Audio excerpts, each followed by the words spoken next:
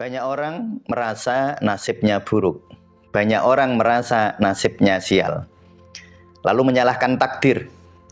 Padahal itu adalah pola yang dibuatnya sendiri. Padahal itu adalah belenggu nasib yang diciptakannya sendiri. Nah, bagaimana kita memutus rantai karma itu? Bagaimana kita mengurai belenggu nasib itu? Ikuti video ini sampai akhir.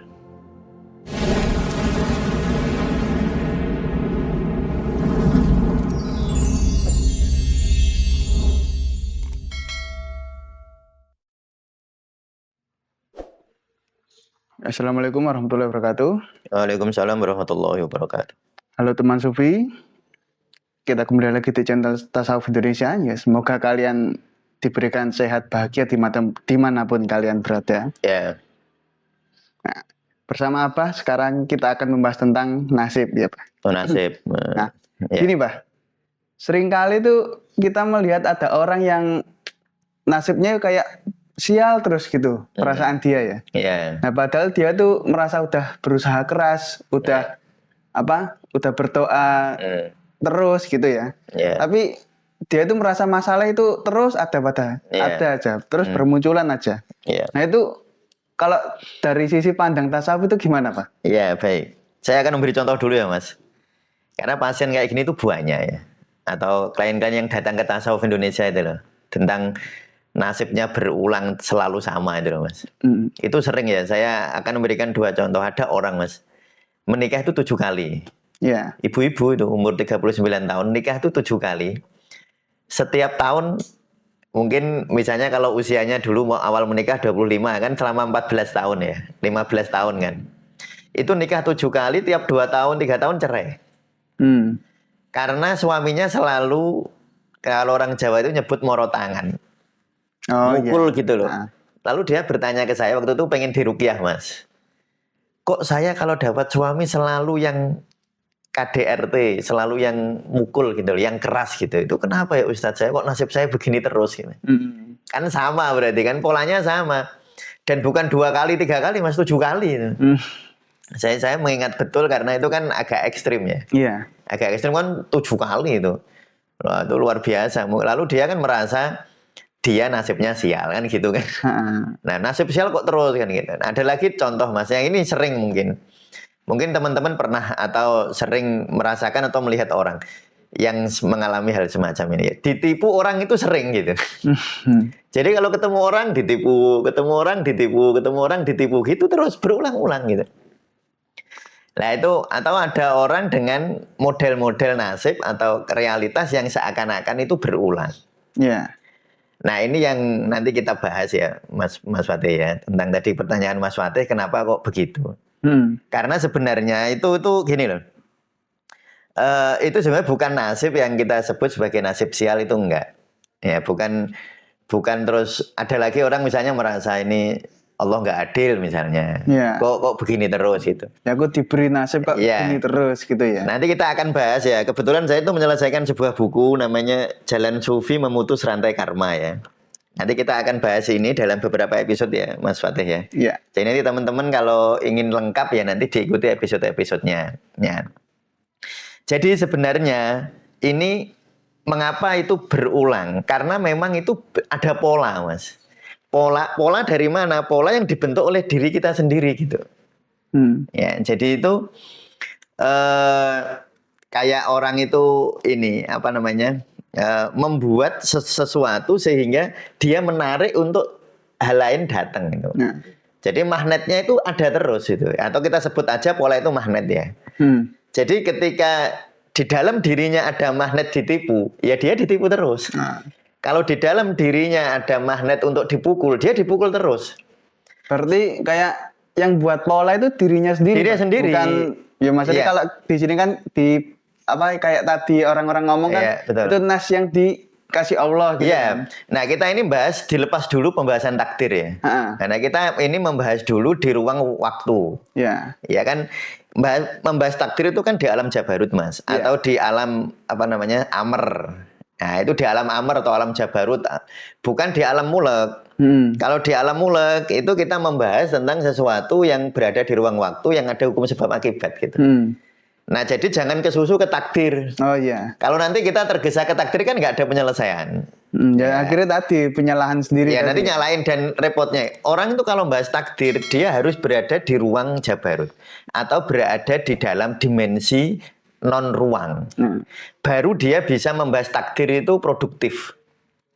Tapi kalau orang bahas takdir ini seperti ini lalu kan sering kali, wah nasib saya kok beda sama orang. Saya gini, akhirnya nyalain Allah gitu. Iya. Malah nggak produktif mas. Orang bahas takdir itu kemungkinannya dua loh mas.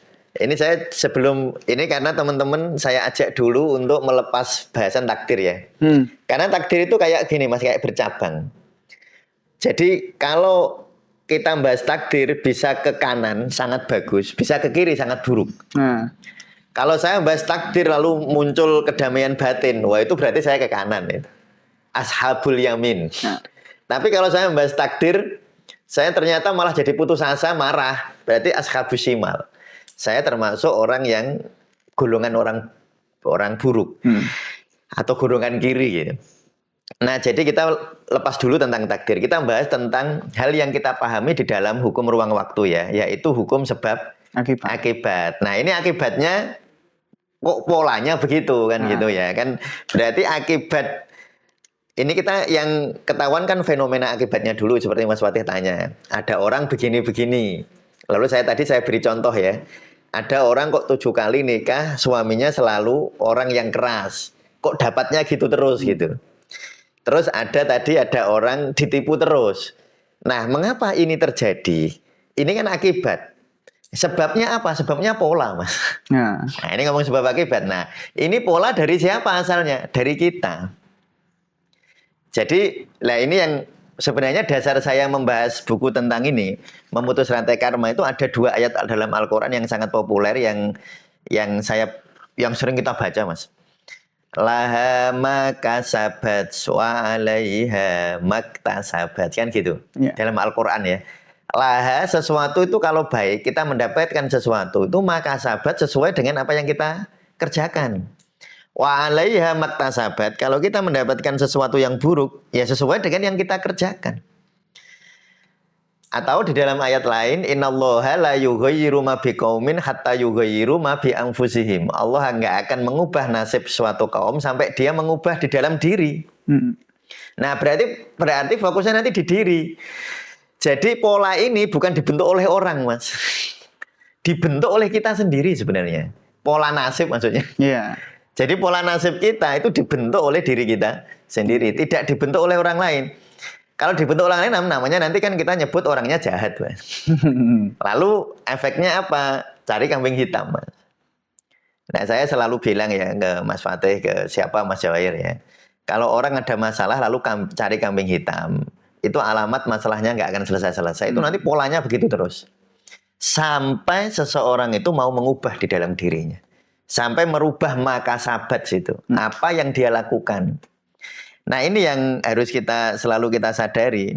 Jadi jangan langsung tergesa-gesa pada saat ego kita memuncak. Ego memuncak terus nyalahin takdir. Nah itu repot.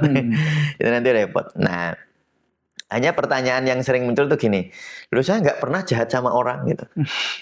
Saya nggak pernah mukul. Kok saya dipukul? Nah saya nggak pernah nipu. Kok saya ditipu kan gitu. Nah itu kan sering pertanyaannya nanti di situ. Jadi lalu dia mungkin tidak terima ketika ada orang menasehati itu kabeh karena pola yang kamu buat. Mungkin orangnya tidak akan menerima nasihat itu ya. Karena yang disebut kasabat Mas atau ma bi anfusihim. Jadi ini ada 2 terminologi ya. Hatta yughayyiru ma bi anfusihim sampai mereka mengubah apa yang di dalam diri. Atau makasabat, kasabah itu bukan hanya gerak loh. Jadi yang disebut tindakan itu bukan hanya tindakan fisik. Nah ini yang perlu nanti teman-teman sadari. Nah disitulah nanti perlunya zikir. Bagaimana kita melepas belenggu karma dengan zikir itu? Ya kita sebut karma dulu lah ya. Atau belenggu nasib lah. Cara tasawuf mengurai belenggu nasib. itu nanti zikir. Nah, tetapi sebelum kita masuk ke teknik zikirnya, kita harus tahu teori-teorinya dulu ya. Teori-teori tentang ini tadi, tentang belenggu nasib itu, Mas. Jadi yang disebut tindakan itu bukan hanya tindakan fisik ya. Jadi jangan mengira begini, kan nasihat begini betul, Mas. Jangan nipu orang, nanti kamu dibalas ditipu. Itu nasihat itu ada benarnya. Tetapi untuk ditipu tidak harus menipu. Nah, tindakannya itu bukan tindakan fisik. Nah, ada level tindakan itu ada level 4, Mas. Ini level tindakan yang nanti bisa kita korespondensi dengan tasawuf, dengan zikir nafas nanti. Nah, tindakan pertama itu tindakan fisik. Jadi, kalau ada orang menipu orang, atau ada orang nyakitin orang, maka dia sedang membuat pola untuk disakiti. Langsung kalau bahasa agama itu jejak hati, jejak batin, jejak tindakan, asar, asar ya. Kalau dalam bahasa tasawuf itu asar. Kan ada asari sujud itu jejaknya sujud. Ada asarul kolbi, jejaknya hati.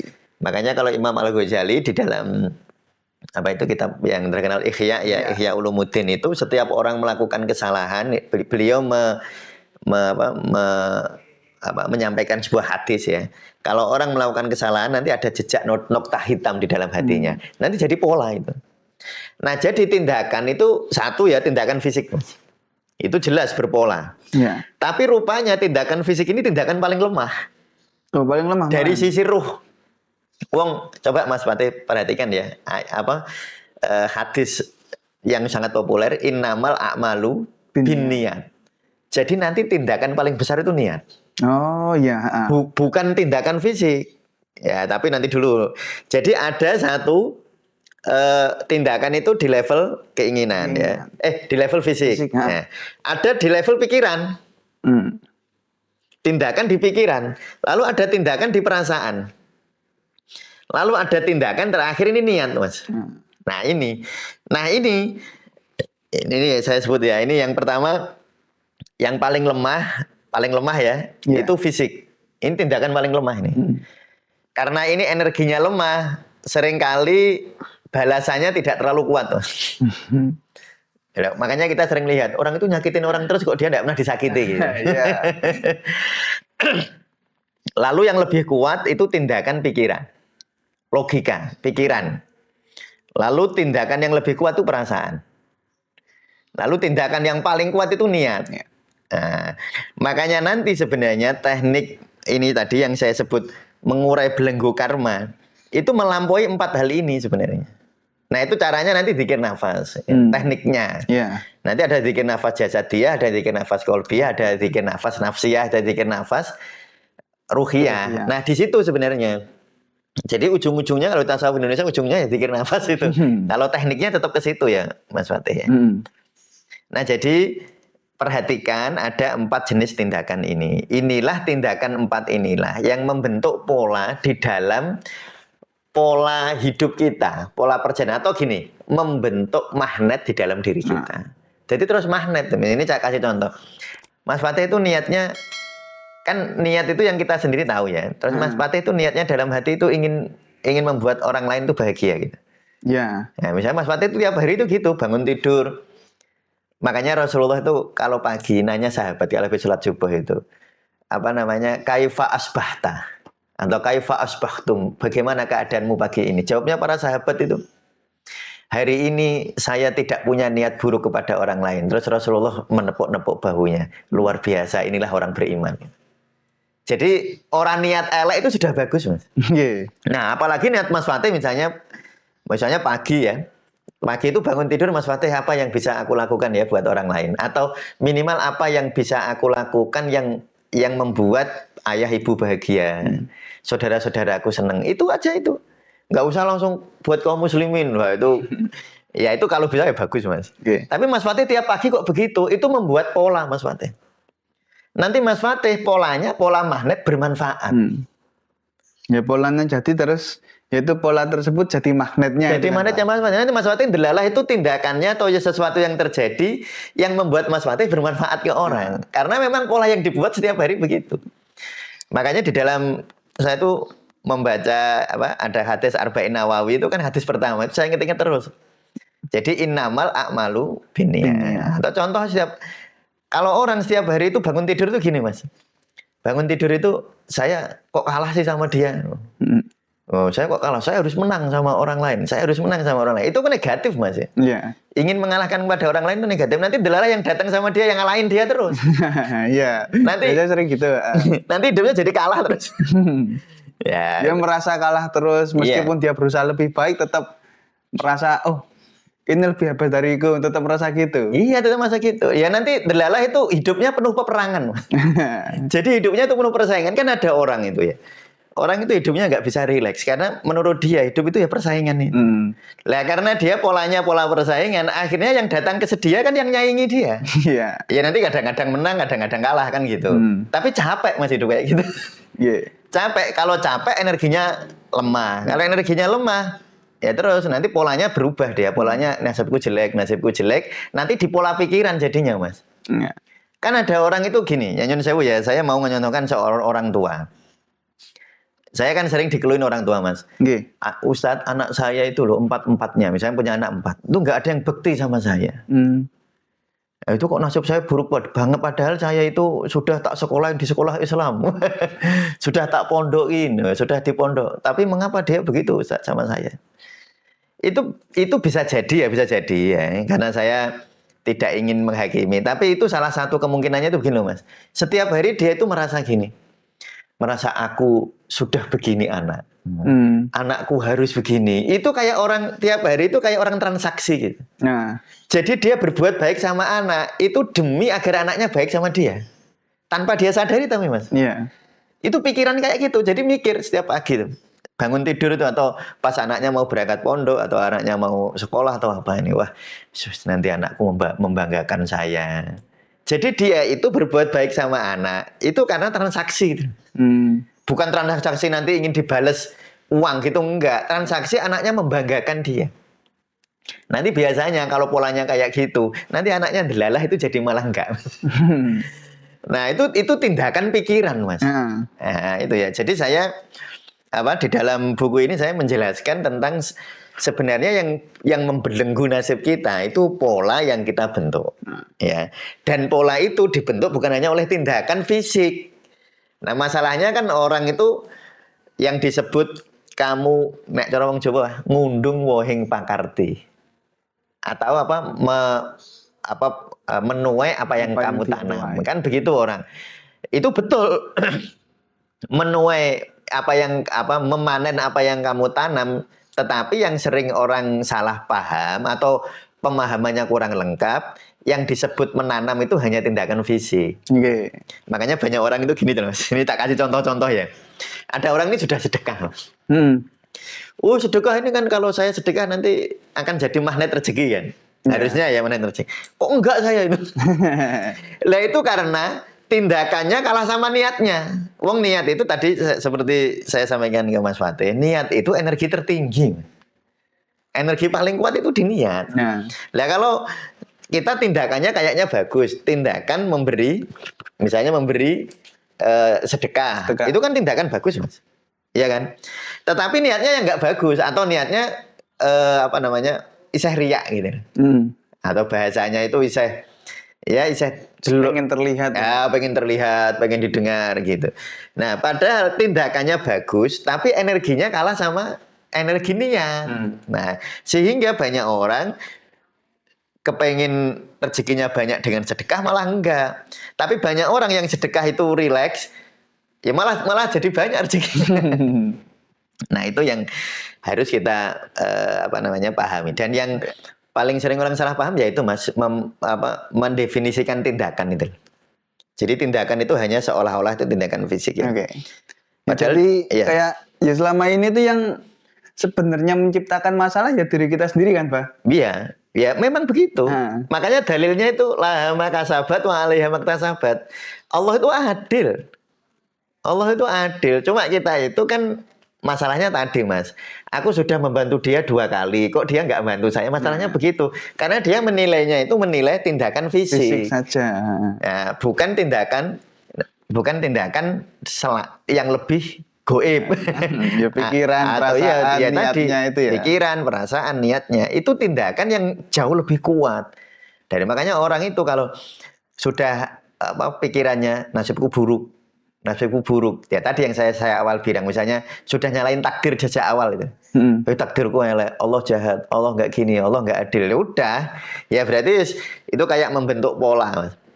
Pola-pola nasib ya. Ya terus nek bahasa elek jadi belenggu. Jadi belenggu nasib nanti itu jadi membuat orang seakan-akan masalah hidupnya berpola.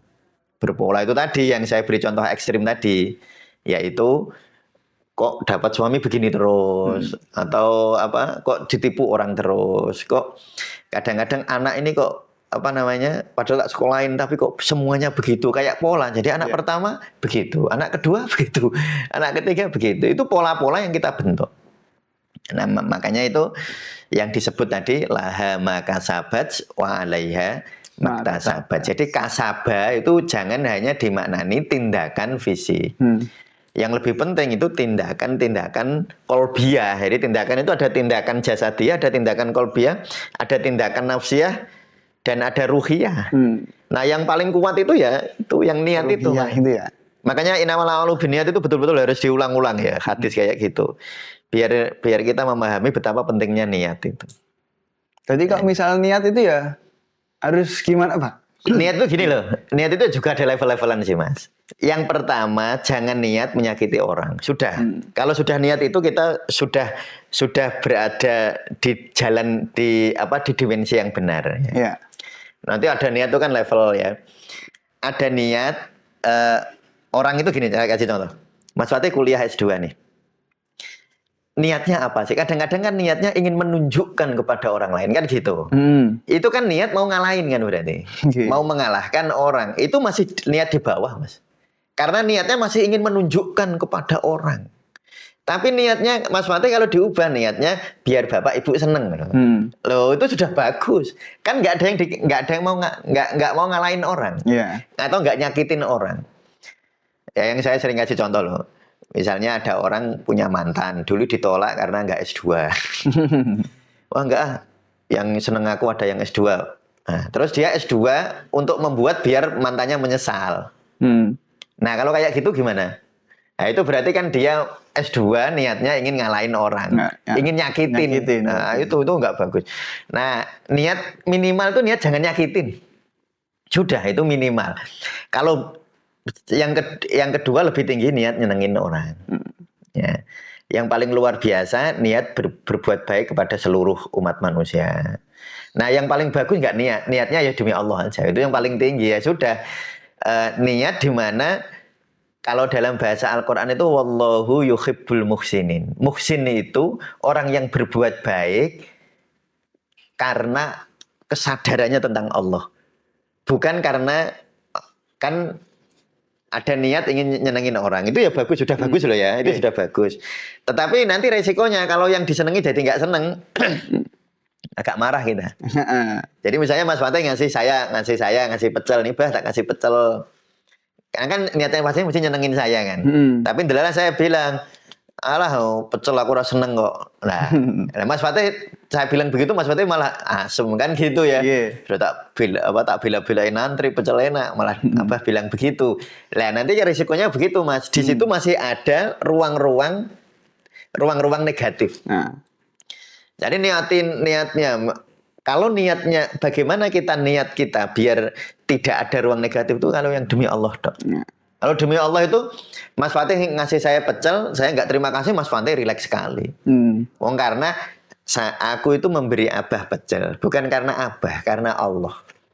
Jadi kalau saya nggak berterima kasih, Mas Fatih ya rileks aja. Ya kan gitu. Nah itu. Nah, yang paling buruk tadi Mas. Jadi itu yang saya sebut niat ya. Ya memang membahas niat ini sangat dalam sebenarnya ya.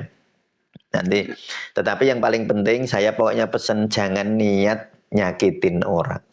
Nah itu ya, jangan niat balas membuktikan kepada orang. Nah, itu kayak gitu-gitu mulai diredakan ya. Mulai diluruhkan. Jangan terus. Nanti jadi pola hidup persaingan. Nanti hidupmu adalah penuh persaingan. Nanti dagang adalah gitu. Kalau orang itu niatnya begitu, Mas. Delalah dagang. Nanti ada pesaing pusing. Ya, pusing. Kadang pusing. Nanti begitu pusing. Makanya nanti terus jadinya penjualannya merosot atau gimana ya? Atau delalah penjualannya bagus tapi ada aspek yang lain yang turun. Nanti delalah begitu, Mas. Karena itu tadi, karena magnet. Dan pola kayak gitu itu kabar buruknya, Mas. Pola kayak gitu tuh sering nggak disadari. Tapi ada kabar baik, tapi bisa dilampaui. Gitu.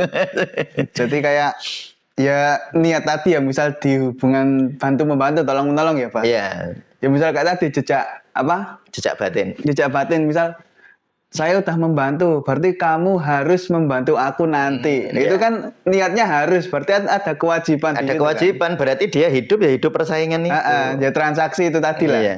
Dan kalau transaksi itu, makanya gini Mas Fatih, ini saya mumpung ingat ya. Tempat paling buruk itu kan pasar. Ya. Kata Rasulullah ya dalam hadis ya, tempat paling buruk itu pasar, paling baik itu masjid. Bukan berarti orang nggak boleh ke pasar. Maksudnya paling buruk itu di pasar itu kan persaingan. Minimal persaingan antara pembeli dan penjual kan. Yeah. Penjualnya ingin harga mahal, pembelinya ingin harga murah. Nah itu makanya disebut begitu. Karena kalau tadi orang niatnya itu hidup penuh persaingan begitu Mas Fatih, wah itu hidupnya lelah. Jadi kalau nanti ada orang terus gampang capek gitu, wah saya capek hidup tidak tenang. Bahkan nanti pola itu Mas, nah ini uniknya ya. Nanti pola itu ke bawah orang sudah pensiun misalnya. Ini saya kasih contoh ya. Dia itu sukses sebenarnya. Dulu sukses waktu meniti karirnya sukses. Wah, karirnya bagus. Orang-orang ya menurut dia hebat gitu. Tapi setelah pensiun, dia mengalami penderitaan. Jadi kan harusnya begini, wong pensiun kan kudunya seneng tuh. Iya. Iya kan? Pensiun itu kan hakikatnya berhenti lalu menspiritual kan gitu. Iya kan? Nah, jadi pensiun itu madeg pandito nek cara wong Jawa Mas. Ya, jadi meruhani. Ya kan wis tidak disibukkan oleh aktivitas duniawi yang dulu pernah dia tekuni ya. Iya. Nah, tapi ketika dia pensiun kok dia nggak bisa begitu? Karena polanya dulu pola persaingan waktu dia bekerja itu. Tapi kalau dulu waktu dia belum pensiun polanya adalah pola kebermanfaatan, bukan pola bersaing. Nanti waktu pensiun dia bahagia. Itu pola. Jadi nanti makanya banyak pasien gitu. Saya ini udah pensiun Ustaz. Sudah nggak punya beban hidup, anak-anak sudah mandiri, tapi hidup saya kok kosong ya gitu. Saya nggak itu sebenarnya pola yang dibentuk ya. Nah, sehingga nanti dia semakin sepuh semakin menderita. harusnya semakin usia nambah itu semakin berbahagia harusnya. Nah, gitu Mas Fatih. Yes. Mungkin sebenarnya masih banyak yang ingin tanyakan ya Pak. Cuman kita cukupkan dulu episode kali ini. Kita akan sambung pertanyaan-pertanyaan di episode ke depan ini ya. Episode selanjutnya. Nah, sebelum saya tutup di sini teman-teman, kita ada kabar gembira bahwa tanggal 26 April nanti di hari Minggu ya, kita akan mengadakan webinar gratis tentang Jalan Sufi Memutus Karma. Webinar ini kami berikan gratis kepada teman-teman yang ingin ikut. Namun kami juga ada buku nih teman-teman. Ya buku itu, buku karma juga. Ya buku yang ini ya Mas ya. Nah buku itu kami menjualnya berupa buku fisik di Shopee dan Tokopedia. Teman-teman nanti bisa cek di link yang kami sediakan di bawah. Nah kami juga menjual e-booknya teman-teman. Yang e-booknya nanti bisa kalian cek di link ID. Yang mana linknya juga kita kasih di bawah juga. Nah untuk informasi seputar webinar atau pembelian buku selengkapnya bisa teman-teman chat di WA kami. WA kami ada di deskripsi. Cukup sekian. Wassalamualaikum warahmatullahi wabarakatuh. Waalaikumsalam warahmatullahi wabarakatuh.